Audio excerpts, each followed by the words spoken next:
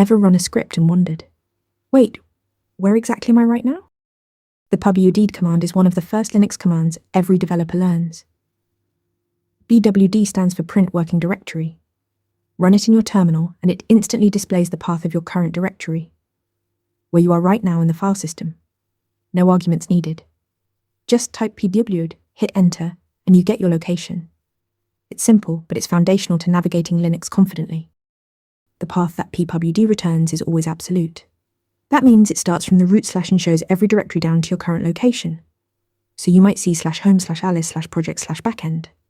This is especially useful when you're deep inside nested directories and lose track of where you are, or when you're writing a shell script and need to capture the current path programmatically. One extra detail worth knowing: pwd has 2 flags. Use L for the logical path, which honors symbolic links as they appear. Use P for the physical path, which resolves those symlinks to their actual real location on disk. Remember, pwd is your file system compass. It prints your absolute current directory path, starting from root. Want to get better at answering questions like this?